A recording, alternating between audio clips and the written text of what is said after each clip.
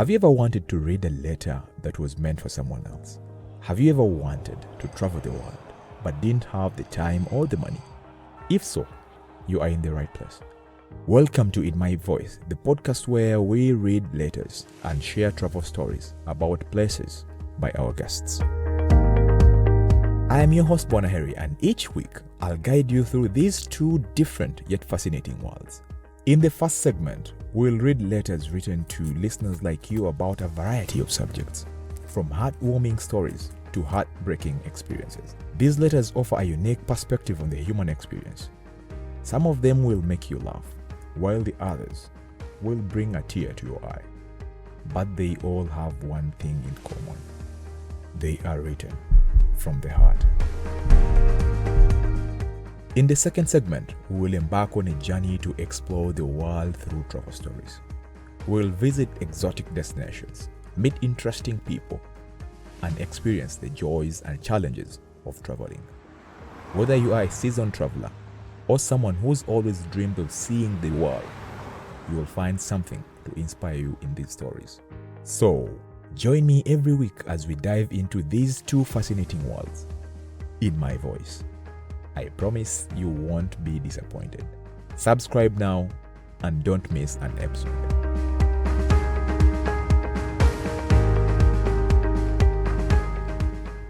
Welcome back to In My Voice. I'm your host Bwanaheri, and it's always exciting to be back here with you.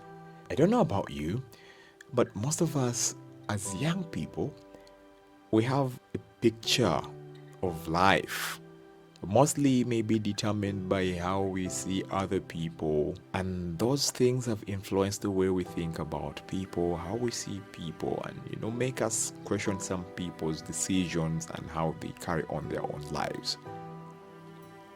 In this episode, this is a letter written to our uncles. As a young person, I used to look at my uncles and thought, man, what are you up to, man? You're over 30, you're still staying home. What's up, What's going on? What's your story, And they would just look on and, they would tell that we were judgy and all, but, they were just easy, carrying on their lives and fighting their life battles best way they knew how. So today, after, of course, realizing that I am also at that uncle stage, I decided that, this is the right time for me to talk to the uncles that we used to look down upon and tell them that now that we are also uncles, we realize life was happening to them while we were busy judging them and questioning their choices in life. Let's dive into this wonderful letter dedicated to all uncles in the world. We see you, we hear you, and we relate to your struggles.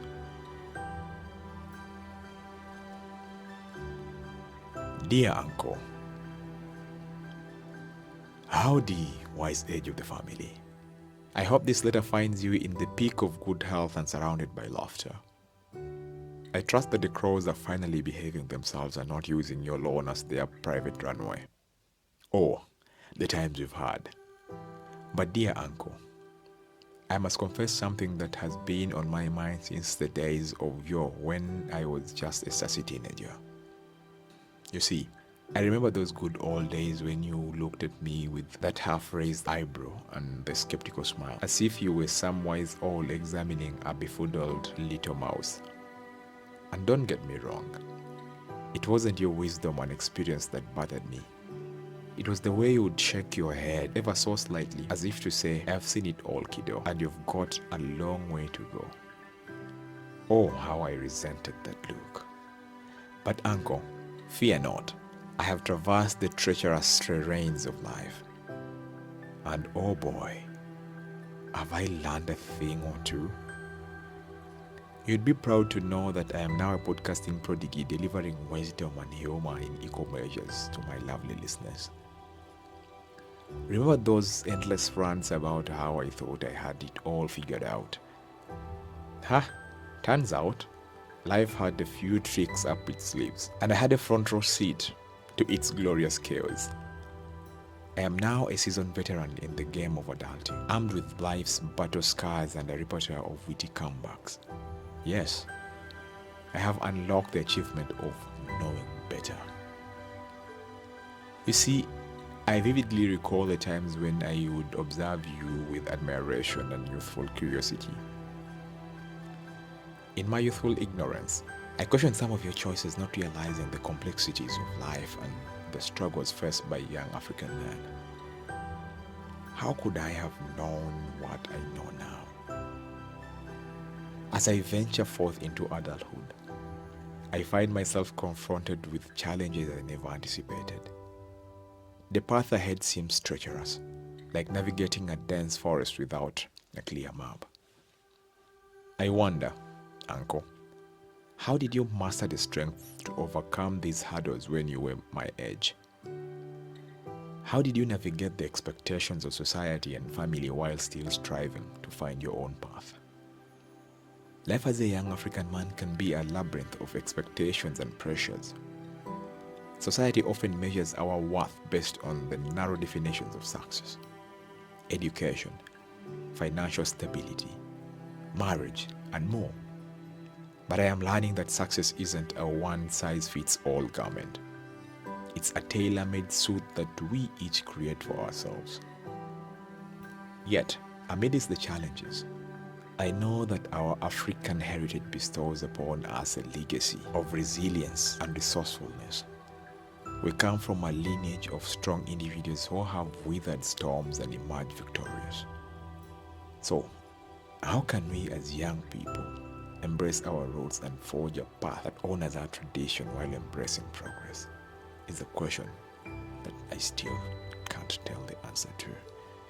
In hindsight, I realized that your judgments weren't meant to deflate my teenage ego, but to mold me into a magnificent human being that I am today. Your teasing and wisdom were part of a grand cosmic dance orchestrated by the universe itself to ensure that my adolescent antics didn't get the better of me. You were like a secret agent of life, skillfully guiding me through my shenanigans while maintaining a facet of disapproval. And for that, Uncle, I am eternally grateful. Because now, as I sit here writing this letter to you, I can't help but chuckle at my former self and the many genius ideas I once had. So, as I present to you the grown-up version of your once wayward nephew, I do it with a smile and an outstretched hand. Let's raise our glasses, of lemonade of course, to the awkward teenage years that molded us, the wisdom we've gained, and the bond we share. Thank you for being there, Uncle, and for loving me through the stages of life when love was needed most. Your presence and guidance have left an indelible mark on my journey, and for that, I will forever be indebted to you. With love, laughter, and a hint of teenage mischief, Bwanaheri. Thank you so much for listening into this episode. Stay tuned for yet another exciting episode. Please remember to subscribe, comment, and share your opinions in the comment section.